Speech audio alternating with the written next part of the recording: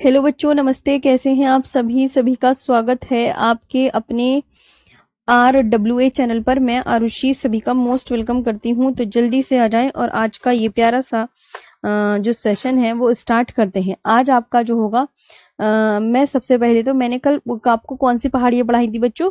जितनी भी प्रायद्वीपीय भारत की पहाड़ियां थी मैंने आपको वो करवाया था। आप सब बहुत अच्छे से जानते हैं।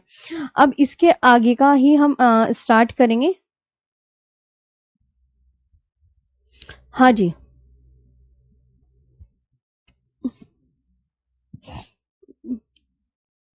तो इसके आगे का जितनी भी प्रायद्वीपीय भारत की पहाड़ियां थी वो मैंने कल की क्लास में आपको करवा दी थी। अब आप आ गए हैं ना सबके सब? हाँ जी मैम, हम आ गए। तो अब आप ये बच्चों ध्यान देंगे बहुत अच्छे से। जो आज होगा वो उत्तर भारत के जितने भी वो हैं उन सबको हम पढ़ने जा रहे हैं यहाँ पर। चलिए तो स्टार्ट करें। जी जी। आवाज आ रही है? आवाज ओके है? सब कुछ ओके? कोई किसी का प्रॉब्लम, कोई परेशानी? तो सबसे पहले तो मैं तुम्हें जितनी भी पहाड़ियां थी मैं आपको बता दूं कि मैंने आपको ये पहाड़ियां करवाई थी। हम्म। तो अब इसके आगे की ये कुछ कल की पहाड़ियों के मैप भी हैं। प्रायद्वीपीय भारत की पहाड़ियां ये हैं। ये आप बहुत अच्छे से ध्यान रखेंगे। हैं ये सब मैं आपको दे रही हूँ मैप। इसके नीचे से मैं आपको बताऊंगी कि हमने प्रायद्वीपीय भारत की पहाड़ियां कवर कर लिया था।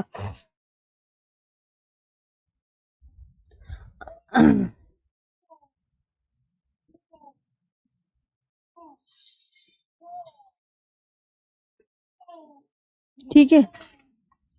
तो अब हम इसके आगे का पढ़ेंगे, जैसे उत्तराखंड। उत्तराखंड के पर्वत पढ़ाएंगे।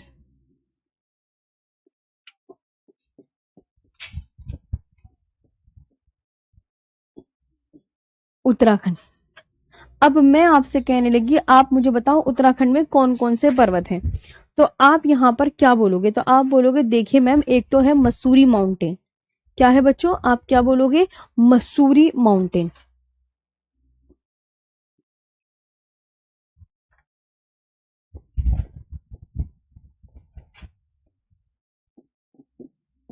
कौन सा पर्वत है? तो आप बोलोगे मैम मसूरी पर्वत। सारे मैं आपको पहले तो यहाँ पे इंग्लिश के नाम लिख देती हूँ। फिर उत्तराखंड में पर्वत जो है वो है, एक है त्रिशूल। एक त्रिशूल है। एक प्यारे बच्चों कामेत नाम का पर्वत है।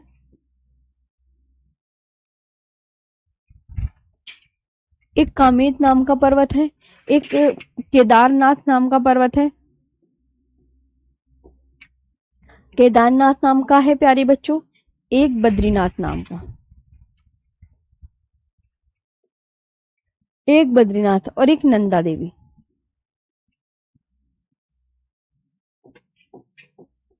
ये इतने पर्वत आपको याद रखने हैं।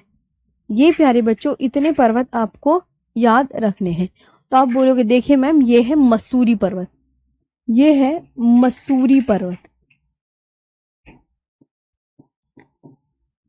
ये मसूरी पर्वत है। फिर इसके बाद आप ये ध्यान रखेंगे, ये त्रिशूल पर्वत है। ये त्रिशूल पर्वत है। ये आपका कामेत पर्वत है। ये कौन सा पर्वत है? कामेत। ये पर्वत लिखा रही हूं कि ये बच्चों क्या है? पर्वत। और ये कामेत पर्वत है, ये ध्यान रखना।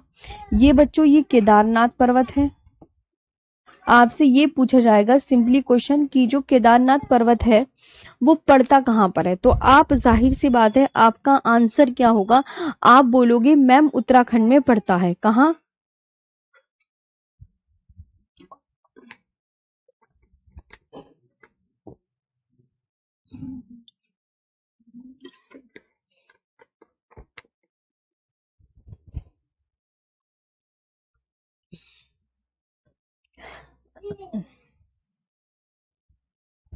तो आप नंदा देवी उत्तराखंड में है, ये बात ध्यान रखेंगे। बद्रीनाथ 1 2 3 4 5 6, 1 2 3 4 5 6।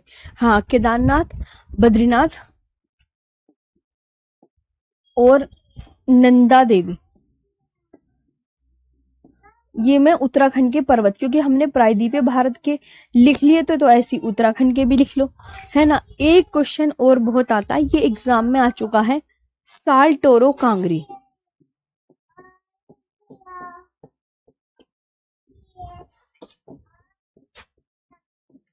एक है साल टोरो कांगड़ी। जो साल टोरो कांगड़ी है,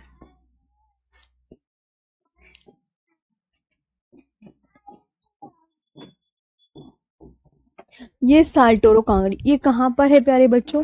तो ये लद्दाख में है, और ये पड़ता कहां पर है? काराकोरम रेंज पर।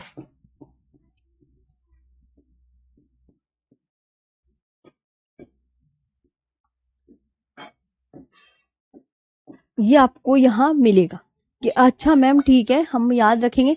जो साल्टोरो कांगड़ी है वो लद्दाख में है और वो काराकोरम रेंज पे पड़ेगा। अब हम बात करेंगे गुजरात की। अब हम बात करेंगे गुजरात की।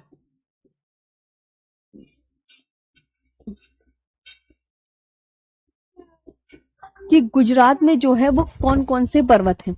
यही तो है, हम पढ़ क्या रहे हैं कि उत्तर भारत मतलब जो इतने स्टेट में ये पर्वत हैं। कोई भी आपसे बच्चों कहे कि अगर आप मुझे बताएं कमेंट सेक्शन में मसूरी पर्वत किस स्टेट में, आप उत्तराखंड बता दोगे। त्रिशूल पर्वत किस स्टेट में? उत्तराखंड। कामेत उत्तराखंड में, केदारनाथ उत्तराखंड में, बद्रीनाथ उत्तराखंड में, नंदा देवी उत्तराखंड में, साल्टोरो कांगड़ी जो है लद्दाख में है। और अगर मैं आपसे कहूँ कि ये जो कच्छ हिल है, ये प्यारे बच्चों ये क्या है? कच्छ हिल।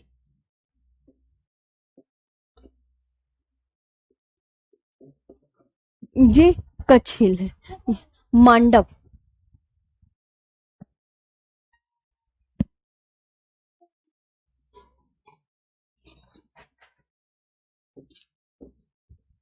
ये प्यारे बच्चों ये मांडव है। ये बरदा है, ये बरदा है। और ये आपको ये बात बहुत अच्छे से याद रखनी है, ये गिरनार है। ये आपको क्या ध्यान रखना है?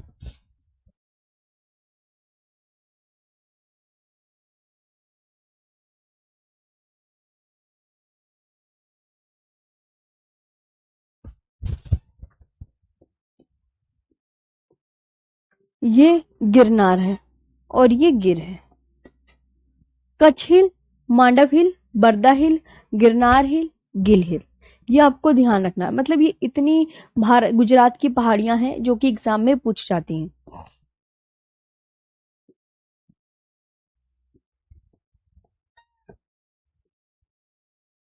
धिनोदर एंड शत्रुंजय हिल।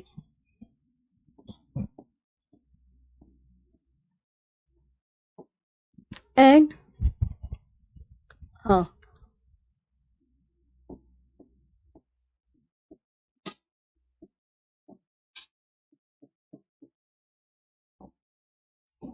ये देखो आपको दिखा आराम से, तो आप बोलोगे यस मैम ठीक है।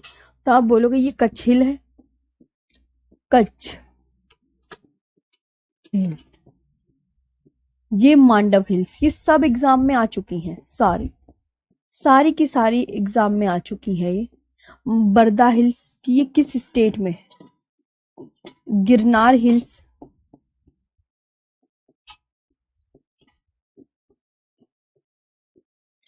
गिर।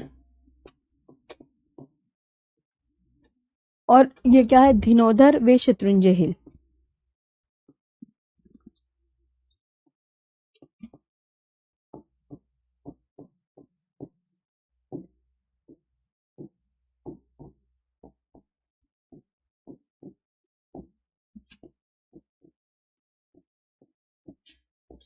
धिनोदर वे शत्रुंजय हिल्स, ये बात आपको याद रखनी है कि ठीक है मैम, हम ये बात बहुत अच्छे से याद रखेंगे कि गुजरात में ये पहाड़ियां यहाँ पर पड़ रही हैं। ठीक, ये पहाड़ियां यहाँ पर बच्चों पड़ रही हैं।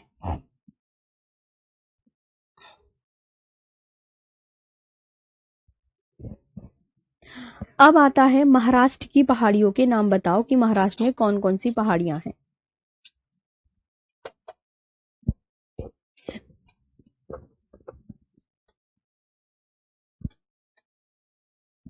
देखो बच्चों, अब महाराष्ट्र की पहाड़ियां ये तो गुजरात की हो गई। एक बार देख लो, गुजरात में कच्छ, मांडव, बरदा, गिरनार, गिर, धिनोदर व शत्रुंजय हिल्स, ये भी एग्जाम में आ चुकी है। ये भी एग्जाम में आ चुकी है। मांडव भी एग्जाम में आ चुकी है कि मांडव पहाड़ियां भारत के किस राज्य में स्थित है। इस तरीके से क्वेश्चन आएगा। चार ऑप्शन मिलेंगे कि गुजरात में, हरियाणा में, छत्तीसगढ़ में, पंजाब में। या गुजरात में, तो आप राइट टिक कर कर आ जाओगे। अब आता है महाराष्ट्र।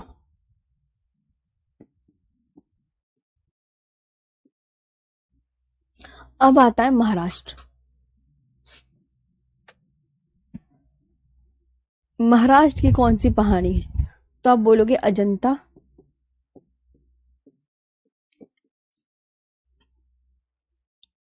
अजंता पहाड़ी है।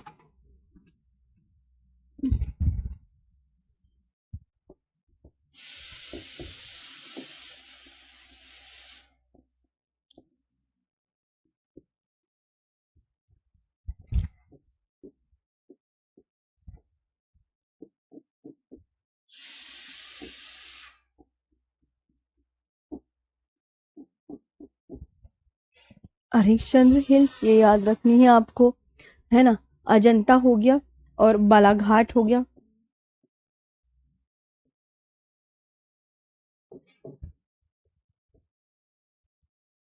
और बालाघाट रेंज हो गया है। अजंता, सतमाला, हरिश्चंद्र, बालाघाट।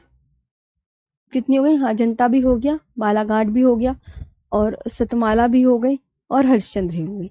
ये आपको पहाड़ियां याद रखनी है। ये बच्चों कहाँ पर है? ये महाराष्ट्र स्टेट में है। ये प्यारे बच्चों, ये कहाँ पर है? तो आप बोलोगे मैम अजंता हिल्स महाराष्ट्र में। काफी बार एग्जाम में पूछ ली गई है कि जो अजंता हिल्स है वो महाराष्ट्र में है। सतमाला हिल्स कहाँ पर है? तो सतमाला हिल्स महाराष्ट्र में है। हरिश्चंद्र हिल्स कहाँ पर है? तो हरिश्चंद्र हिल्स भी आपकी महाराष्ट्र में है।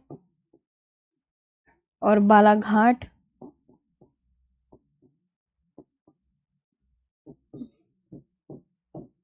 हिल्स भी आपकी महाराष्ट्र।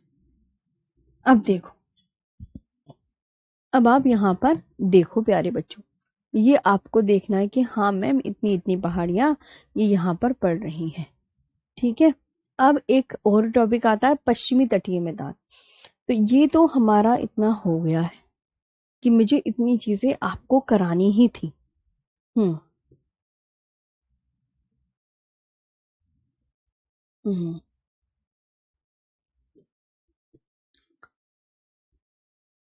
तो प्यारे बच्चों, अब देखो, आप ये आपने देखा, हाँ मैम आपने हमें ये करा दिया है। ये बताओ, इनकी लंबाई तो मैंने आज तक कहीं नहीं देखी। अजंता की गुफा, हाँ अजंता एग्जाम में आ चुका है, ये आपको बहुत अच्छे से याद करनी है। जी, हो गया यहाँ तक। जी, एक बच्चा कह रहा है मैम गाविलगढ़। देखो, गाविलगढ़ की गुफा में कंफ्यूजन है। गाविलगढ़ हिल्स भारत के किस राज्य में स्थित है? हम्म, तो गोविंदगढ़ महल किस जिले में स्थित है? तो गोविंदगढ़ महल मध्य प्रदेश के रीवा में स्थित है।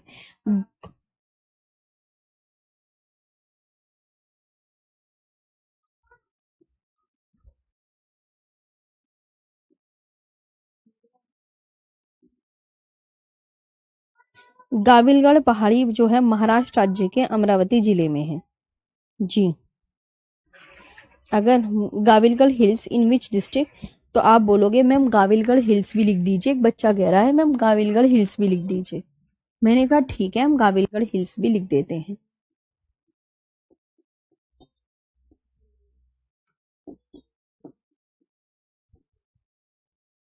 तो ये भी आपने लिख ली कि गाविलगढ़ हिल्स,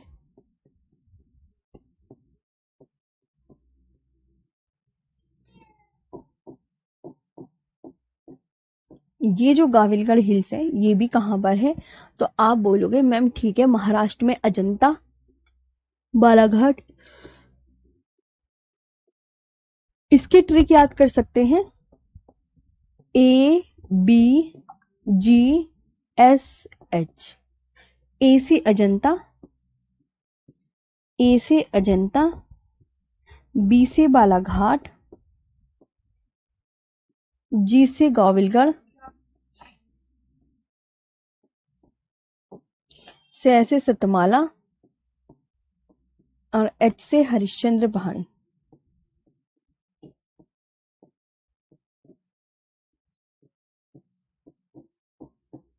ये देखो, ये पहाड़ियां हैं, मतलब ABGSH करके आप याद कर सकते हैं।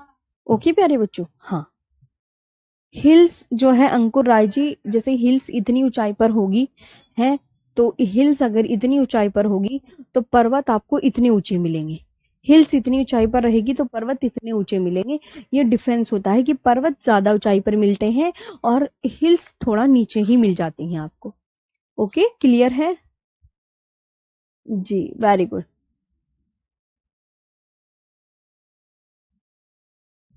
यश चौधरी जी, भाई ये जो मैं सारा बता रही हूँ ये बहुत इंपॉर्टेंट है।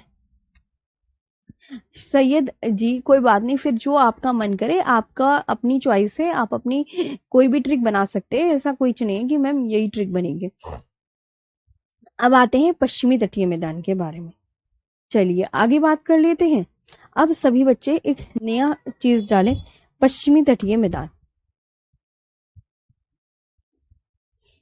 आ जाओ, देखो न्यू टॉपिक है।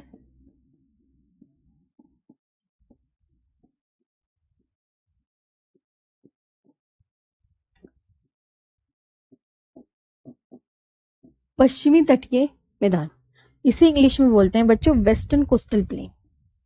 वेस्टर्न कोस्टल प्लेन बोलते हैं।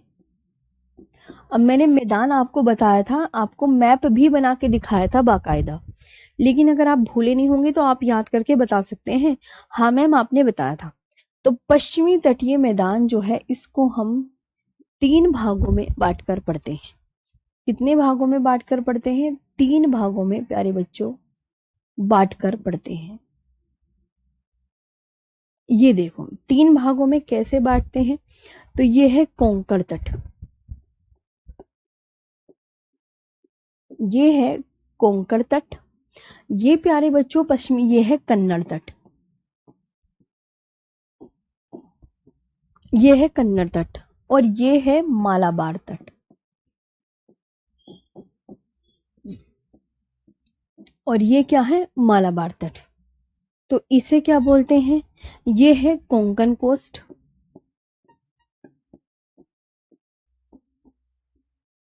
ये कोंकण कोस्ट है, ये कन्नड़ा कोस्ट है,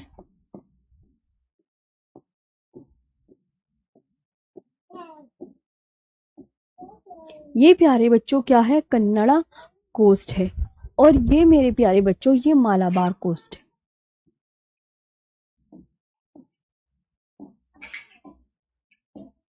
ये क्या है? मालाबार कोस्ट।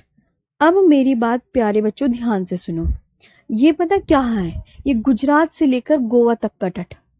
प्यारे बच्चों ध्यान से सुनो, जो कोंकण तट है वो कहां से कहां तक का है?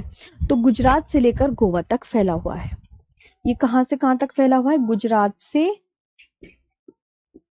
गुजरात से लेकर गोवा तक।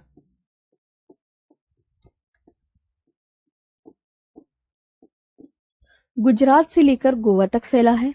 ये प्यारे बच्चों ये कहां से? गोवा से मैंगलोर तक।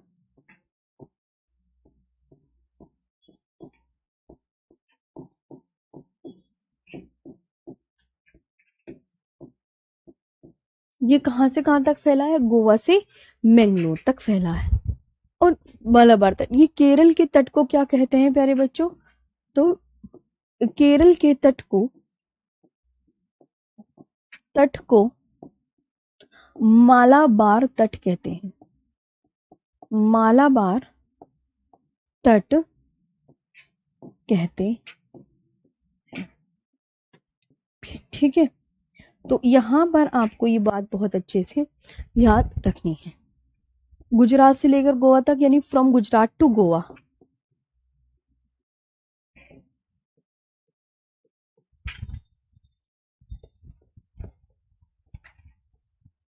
ये यहां से यहां तक है। कन्नड़ तट बच्चों कहां से कहां तक फैला है? तो आप क्या बोलोगे? Goa to Mangalore.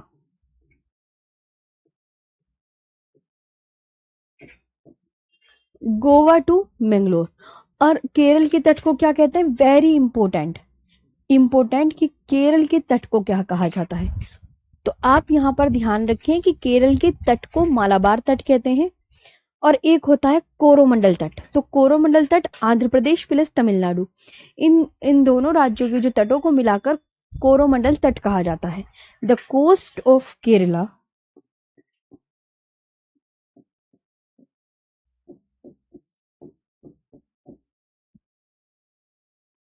The coast of Kerala is called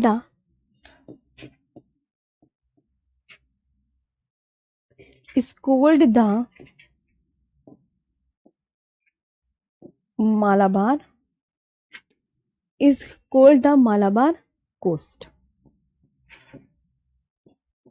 तो ये आपको बहुत अच्छे से याद है। वो गोवा टू मैंगलोर है, वो फ्रॉम गुजरात टू गोवा है। कैसे? आपको एक मैप बनाकर मैं थोड़ा सा आइडिया दे देती हूँ। आइडिया बच्चों कुछ इस प्रकार है, यहां पर आइए।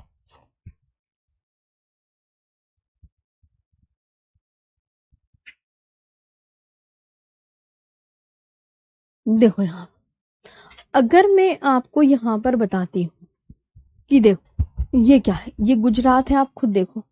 हाँ मैम ये गुजरात है। गोवा कहाँ पर है? तो आप बोलोगे मैम गोवा ये रहा, ये गोवा ही तो है, ये गोवा है। ये कर्नाटका है, यहाँ पर इस जगह ये कर्नाटका, करना। और ये प्यारे बच्चों ये केरला, ये मेरे प्यारे बच्चों ये केरला है। तो गुजरात से गोवा तक के तट, यानी इतने से इतने के बीच में जो क्षेत्र आपको दिख रहा है उसको कोंकण तट कहा जा रहा है। इतने से इतने तक के जो बीच में आपको जगह दिख रही है उसको कोंकण कोस्ट कहा जा रहा है। क्या कहा जा रहा है मेरे प्यारे बच्चों? कोंकण कोस्ट कहा जा रहा है। आराम से देखेंगे। हाँ मैम कोंकण कोस्ट। अब गोवा से जो कर्नाटक के बीच में आपको जगह दिख रही है इसे प्यारे बच्चों कन्नड़ तट कहा जा रहा है। क्या कहा जा रहा है? कन्नड़ तट कहा जा रहा है, कन्नड़ा कोस्ट।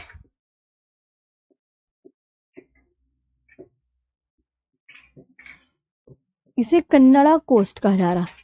कर्नाटक से केरला के तट के बीच में क्या है?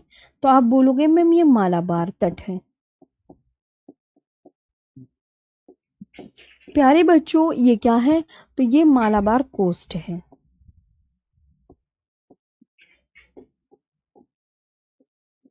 ये मेरे प्यारे बच्चों ये क्या है? मालाबार कोस्ट।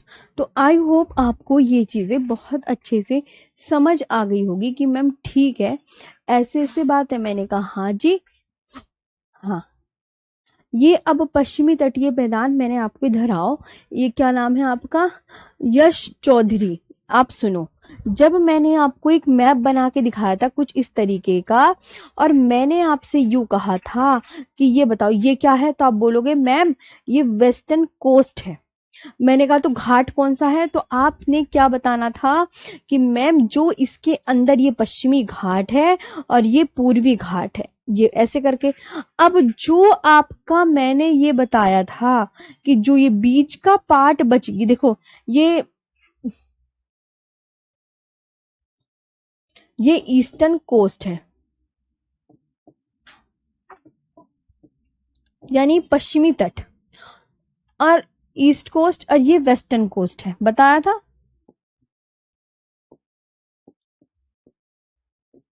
और ये वेस्टर्न घाट है, और ये बच्चों ईस्टर्न घाट है। अब आप बोलोगे मैम हम पढ़ क्या रहे हैं? पश्चिमी तटीय मैदान, तो ये कहां पर है? तो आप बोलोगे मैम तटीय मैदान तो ये है वेस्टर्न कोस्टल प्लेन, WCP, ये अंदर का जो पार्ट है। और ये क्या है? ECP, eastern coastal plain. जो व्हाइट व्हाइट आपको बीच में इनकी जो ब्लैक कलर की लाइन और ग्रीन कलर के लाइन के बीच में जो आपको पार्ट दिख रहा है वो पश्चिमी तटीय मैदान है, और ये इधर वाला पूर्वी तटीय मैदान है। ये मैंने आपको बहुत अच्छे से बना के दिखाया था। ओके,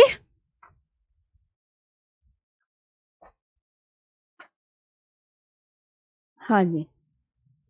नूर, बार बार रिवीजन करोगे तो चीजें समझ में आएंगी। अंकुर, आया समझ में? अब तो कोई दिक्कत नहीं है ना?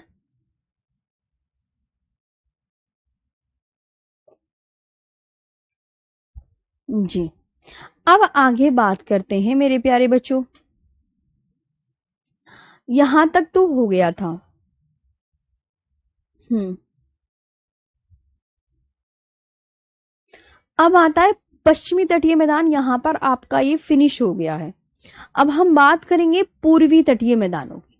किसकी बात करेंगे अब? पूर्वी तटीय मैदान। तो ये पश्चिमी तटीय मैदान आपका समझ में आ गया कि अच्छा मैम ईस्टर्न घाट, वेस्टर्न घाट ये है ग्रीन ग्रीन मोटे वाले, और ये कोस्ट है ब्लैक कलर की लाइन, और इन दो के बीच में ये वेस्टर्न कोस्टल प्लेन, ये ईस्टर्न कोस्टल प्लेन। ऐसे आपको याद रखना है।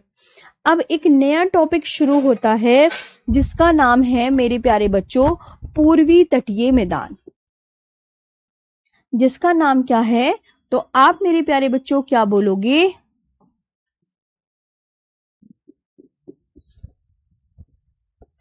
पूर्वी तटीय मैदान ये है। इसे इंग्लिश में क्या बोलते हैं?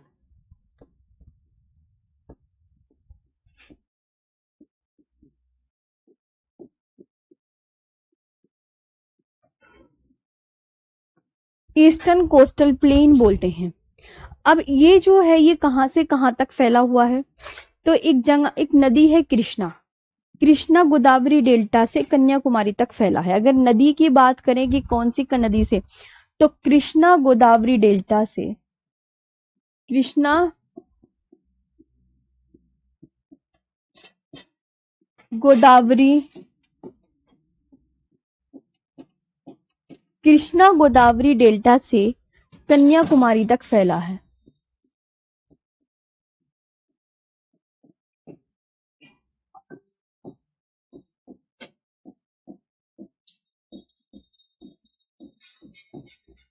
कन्याकुमारी तक फैला है। From Krishna Godavari delta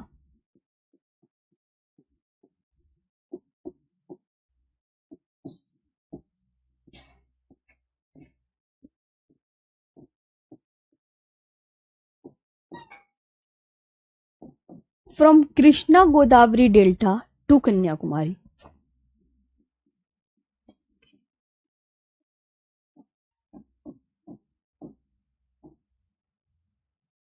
to Kanyakumari. अब आता है कोरोमंडल तट। क्या आता है? कोरोमंडल तट। ये भी बहुत इंपॉर्टेंट है।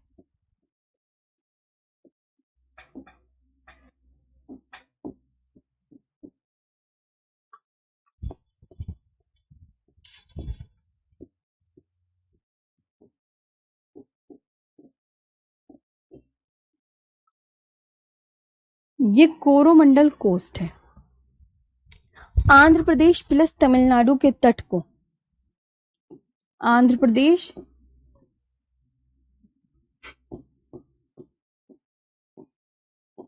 प्लस तमिलनाडु के तट को,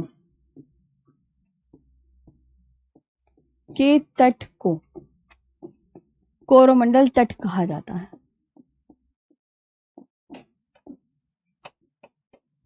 आंध्र प्रदेश प्लस तमिलनाडु के तट को क्या कहते हैं? कोरोमंडल तट कहते हैं। मोस्ट इंपोर्टेंट कि किन दो स्टेट को मिलाकर यह कहा जाता है कोरोमंडल तट। The coast of Andhra Pradesh, the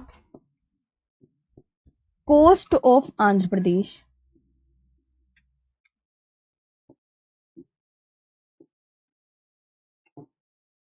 the coast of Andhra Pradesh plus Tamil Nadu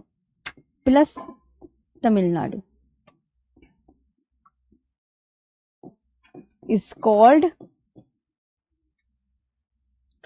क्या? The Coromandel coast.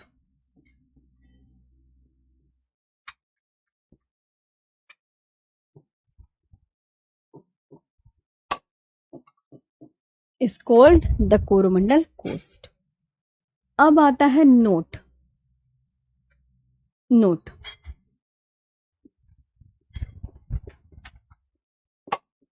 सर्दियों के दौरान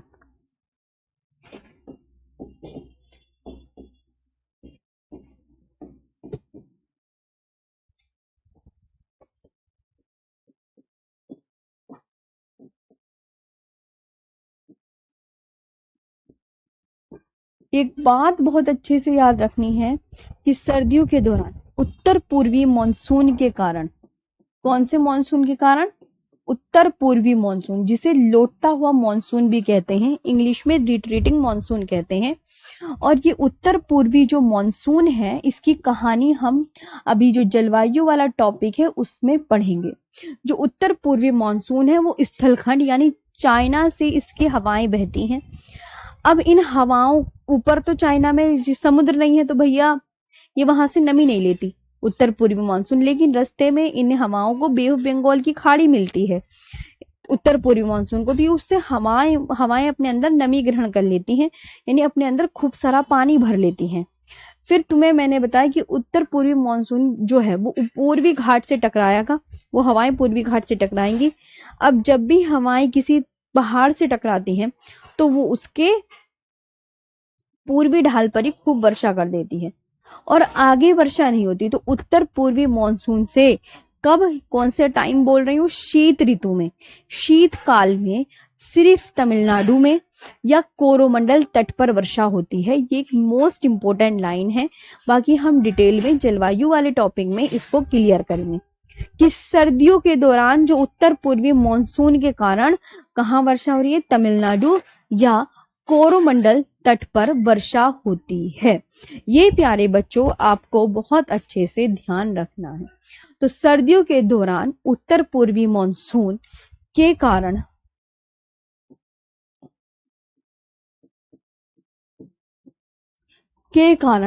तमिलनाडु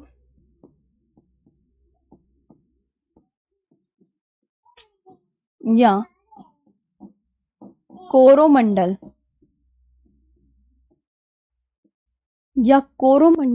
तट पर वर्षा होती है।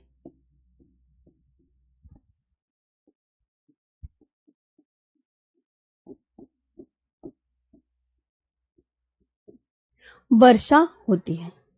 तो during winter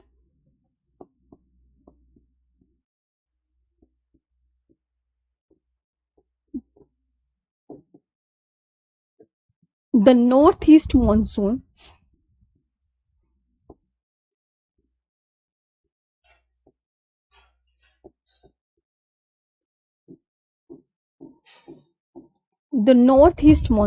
cases rainfall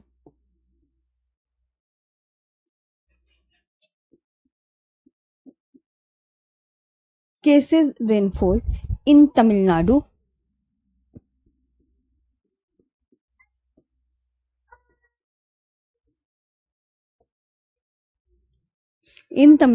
or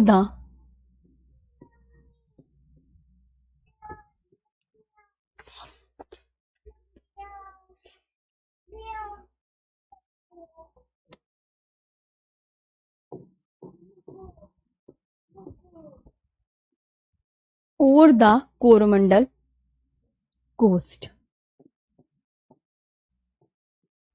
ठीक है बच्चों, आपको ये बहुत अच्छे से ध्यान रखना। अब एक आता है तो उत्तर पूर्वी मानसून से शीतकाल में सिर्फ तमिलनाडु में वर्षा हो रही है, ये बात ध्यान रखें। अब आता है उत्तरी सरकार तट, एक और बचा, अब फिर ये खत्म होगी। इसे क्या बोलते हैं?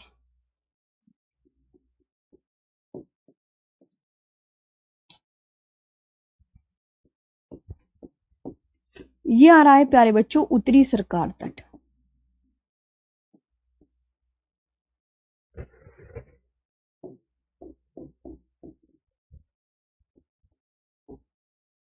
उत्तरी सरकार कोस्ट। अब ये बात सुनो, कृष्णा गोदावरी डेल्टा के उत्तर में, कृष्णा गोदावरी डेल्टा के उत्तर में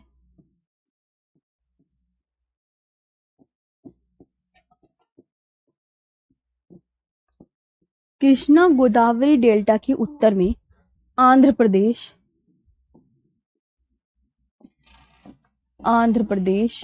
व उड़ीसा का तटीय प्रदेश, वे उड़ीसा का तटीय प्रदेश।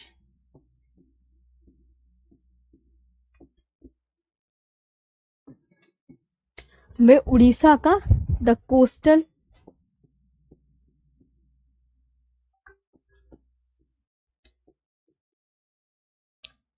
रीजन ऑफ उड़ीसा,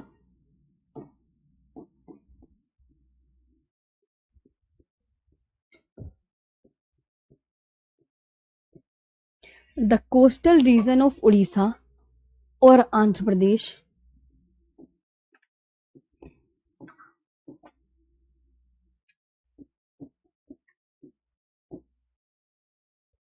और Andhra Pradesh north of the Krishna,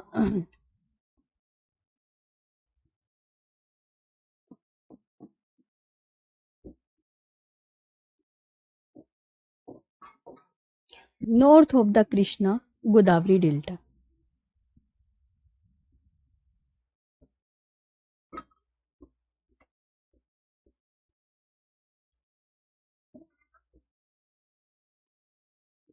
ये आपको ध्यान रखना। अब आपका ये चैप्टर प्यारे बच्चों हो गया है ना जी। सबको अच्छे से समझ में आ रहा है? शाबाश। खुशी मैम, मैम पठार भी नहीं कराए हैं। पठार का चैप्टर अब स्टार्ट होगा। मैम दोआब नहीं पढ़ाया आपने। पीहू गुप्ता दोआब जो है वो दो नदियों के बीच का क्षेत्र है। और ये जो पीहू गुप्ता ये कह रही है ना कि मैम आपने दोआब नहीं पढ़ाया। अब मेरी बात ध्यान से सुनो। क्या मैंने आपको नदियों का चैप्टर पढ़ाया? अभी पेज पलटो और कॉपी में देखो। सिंधु नदी तंत्र मैंने आपको करा रखा है। सिंधु नदी तंत्र में मैंने आपको दोआब पढ़ाए हैं। आप जाके गौर करो। जाओ जाओ। आप ना ये जो कह देते हो ना कि मैम आपने ये नहीं कराया, मुझे ना अपनी हर चीज पता है कि मैंने कौन सा शब्द कहाँ पर लिखा है और कौन से चैप्टर में लिखा है। तो दोआब जो है सिंध, कौन कौन से दोआब है मैंने कहा ना कि झेलम, चिनाब, रावी, व्यास, सतलुज, इनके इनके ही तो ऊपर दोआब हैं। तो जाओ वहां पर देखो, वहां पर आपको पूरा समझ में आएगा। है देख लिया करो अपने आप। Yes ma'am. हाँ, आप ये कहने से पहले मैंने पढ़ाए हैं। आप ये कह दे दो। अब देखो पठार है, पठार जो कि मैंने नहीं पढ़ाए।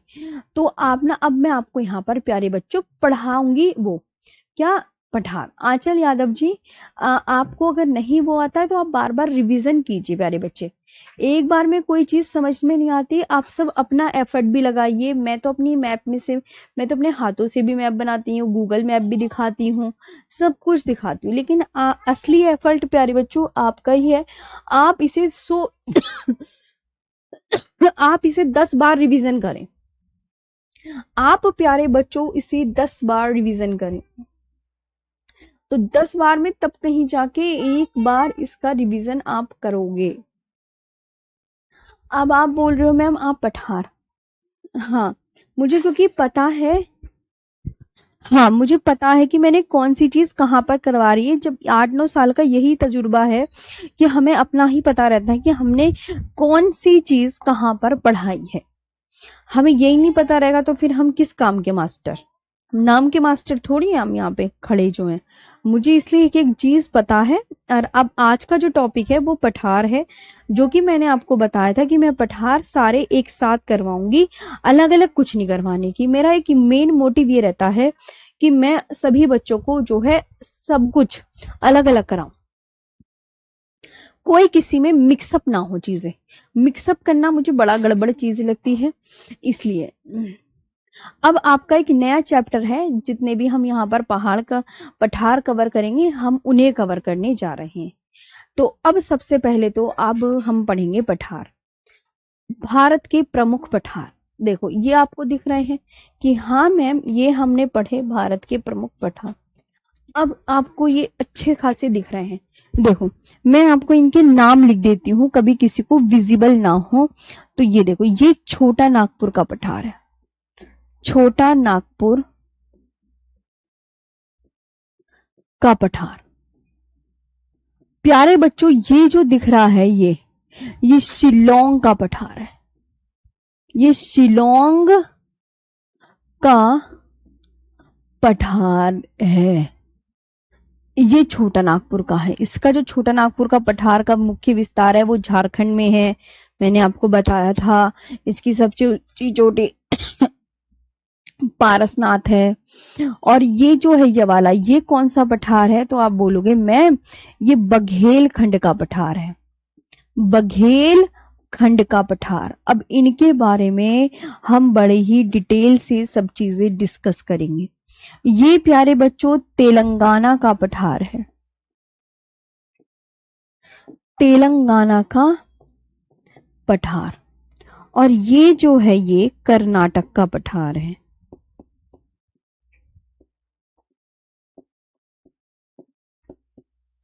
ये कर्नाटक का पठार है। और ये प्यारे बच्चों ये दक्कन का पठार है, ये दक्कन का पठार है। अच्छा, ये बुंदेलखंड का पठार है।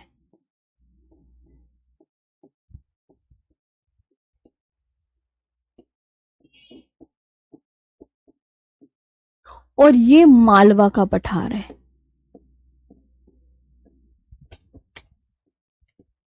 आप इन्हें आराम से देखिए। ओके मैडम जी, ये आपका भारत के प्रमुख पठार, एक न्यू टॉपिक।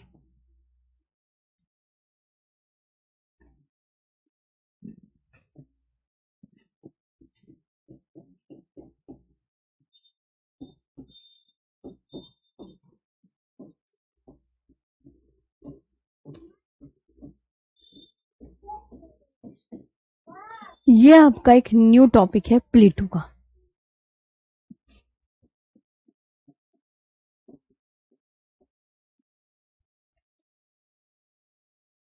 ये पूरी तरीके से एक नया टॉपिक आ चुका है।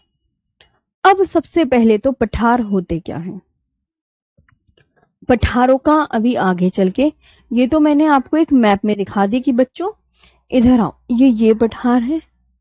देखो ये कौन सा है, बुंदेलखंड का पठार, ये मालवा का पठार, ये आपका दक्कन का पठार है, ये दक्कन का पठार। और ये आपका कर्नाटक का पठार, और ये तेलंगाना का पठार। इतने पठार हैं, इतने पठारों को हमें जोर शोर से करना है। अब देखो पठार होते कैसे हैं, आपके मन में सवाल आएगा मैम कुछ इमेज वगैरह भी दिखाइए ताकि हमें पता चल सके।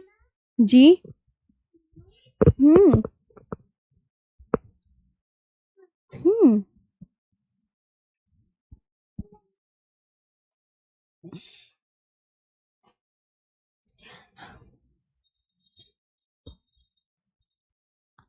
हाँ जी बच्चों।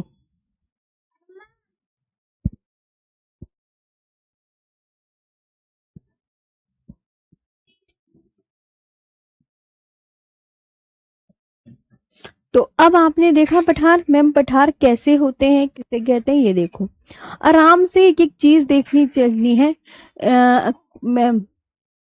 हाँ ठीक है, ये आपको अलग अलग चीजें देखनी है इससे मैम। हाँ जी पुष्पेंद्र कुमार जी भाई कर ली। सब्जेक्ट लिखना जरूरी होता है क्योंकि एक न्यू टॉपिक है, इसे नए तरीके से ही याद करना होगा, इसलिए सब्जेक्ट लिखना बहुत जरूरी है। जी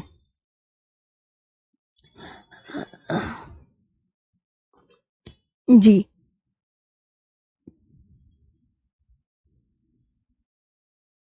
शालिनी यादव, इससे एक दो क्वेश्चन बनते हैं। पहला क्वेश्चन कि केरल के तट को क्या कहा जाता है, पहला क्वेश्चन ये बनेगा तो आप तुरंत आंसर करेंगे कि केरल के तट को मालाबार तट कहते हैं।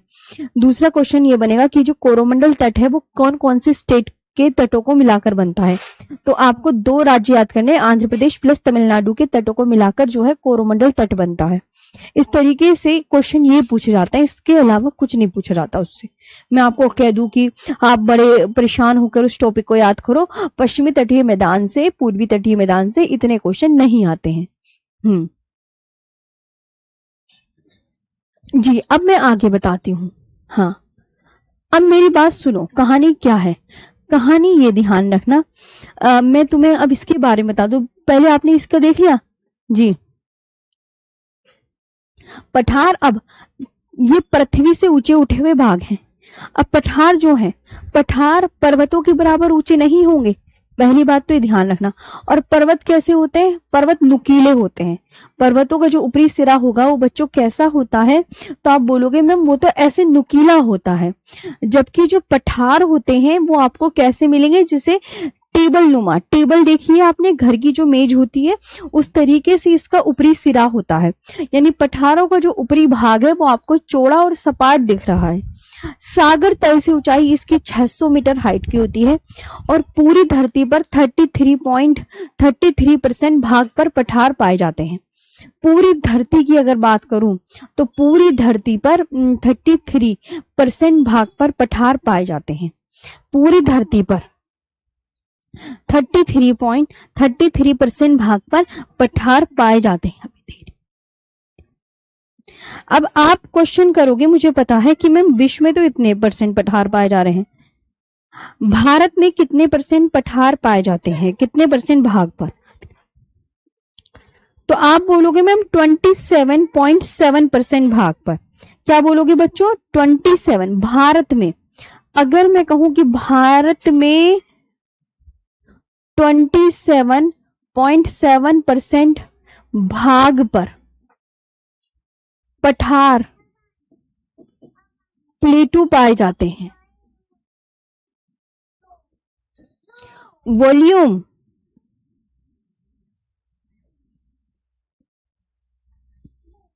प्लेटू पाए जाते हैं। अब पूरे विश्व में मैंने कितने बताए थे प्यारे बच्चों? मैंने पूरे विश्व में कितने बताया था? मैं सामने से हट गई, आराम से इसे देखो। तो 33.3% भाग पर पाए जाते हैं। ये बात आपको बहुत अच्छे से याद रखनी है। आ गया बात समझ में? खुद आराम से देखो कि अच्छा मैम अब मैं इसकी कहानी आपको और आगे से समझाती। तो देखो, पठार पृथ्वी से ऊंचे उठे हुए भाग, एलिवेटेड लैंड, मतलब पठार पर्वतों जितने ऊंचे नहीं होते। Plateaus are not as high as mountain, और माउंटेन का जो शेप होता है वो नुकीला होता है, जबकि जो पठार होते हैं वो बिल्कुल प्लेन होते हैं। पूरी धरती पर, पूरी धरती पर तो 33% भाग पर पठारों का विस्तार है। लेकिन अगर हम सिर्फ भारत के विषय में बात करें तो भारत में ओनली 27.7% भाग पर पठार पाए जा रहे हैं। पठारों का जो ऊपरी भाग होता है वो चौड़ा और सपाट होता है और सागर तल से ऊंचाई जो है वो 600 मीटर होती है। क्या आपको ये समझ में आया?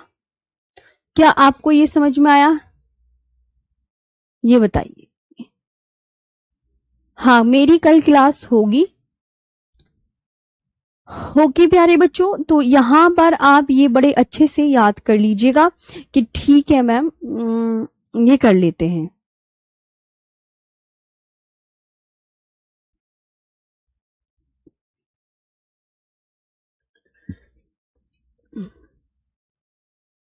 हम्म, तो यहां तक आया आपको समझ में? एक और अगर आराम से कि हाँ मैम हमें इतनी बातें समझ में आ गई। अब ये देखो, ये अपना लिखना मत, ये भी समझने के लिए है कि पठार एक ऐसा भूभाग होता है जो आसपास की जमीन से ऊंचा होता है और जिसकी ऊपरी सतह क्या होती है बच्चों? सपाट होती है, जैसे कि एक टेबल। इसे अंग्रेजी में क्या कहते हैं? इसे अंग्रेजी में टेबल लैंड कहते हैं। प्यारे बच्चों, इसे अंग्रेजी में टेबल लैंड कहते हैं और यह एक ऐसी भू आकृति है जिसके किनारों पर अक्सर ढलानें होती हैं। ये समझने के लिए है कि वो पठार का ऊपरी सिरा टेबल शेप में, पर्वत नुकीले होते हैं। पठार पूरी धरती पर 33.3% भूभाग पर, जबकि भारत में 27.7% भूभाग पर। अंग्रेजी में पठारों को प्लेटू या टेबल लैंड कहते हैं और यह एक ऐसी शेप है जिसके किनारों पर अक्सर ढलान होती है। बाकी कल से मैं आपको छोटा नागपुर पठार आपको कराऊंगी, कल से कराऊंगी छोटा नागपुर पठार, यानी कि कल से आपके पठार शुरू होंगे मेरे प्यारे बच्चों। अब बताओ आज का ये सेशन आपको कितना प्यारा लगा? कल से आपका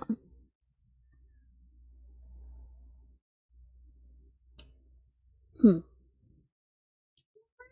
हम्म अब भी करो। ठीक है बच्चों, तो ये आप बहुत अच्छे से याद रख सकते हैं।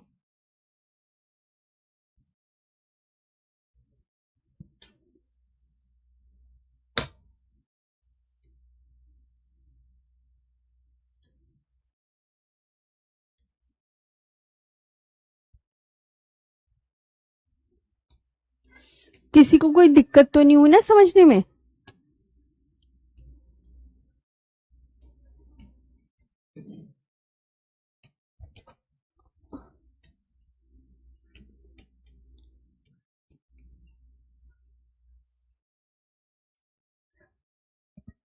जो मैंने यहाँ पे तुम्हें सारे मैप भी दे दिए, मैंने कहा आराम से मैप भी देखते रहना। सारे मैप दे दिए हैं बच्चों, आराम से जितनी भी पहाड़ियों के मैप है वो दे दिए। उत्तराखंड, गुजरात, महाराष्ट्र, पश्चिमी तटीय मैदान, पूर्वी तटीय मैदान, उत्तरी सरकार तट, पठारों का टॉपिक सब हो गया। तो क्या आपको ये सेशन समझ में आया? किसी को कोई प्रॉब्लम लग रही हो तो मुझे प्लीज जरूर कमेंट सेक्शन में बताएं। मैं आपकी यहाँ पर कमेंट्स देख रही हूँ, बताएं। किसी को कोई लग रहा हो कि मैम, हाँ,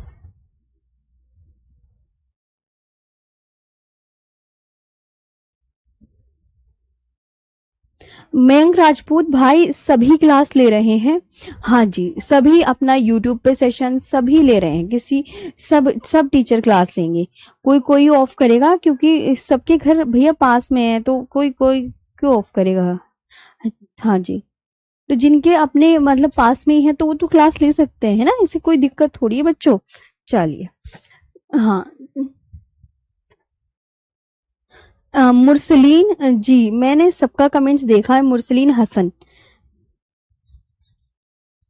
तो कल ऐसे कर लेना ना, कल मैं तुम्हें आधा आधा घंटे पढ़ा दूंगी। चलो ठीक है, हाँ आपका फेस्टिव है, मैं आपका समझती हूँ, मेरा भी त्योहार है, तो हम कल आधा आधा घंटे पढ़ लेंगे, लेकिन क्लास कर लेते हैं। Thank you.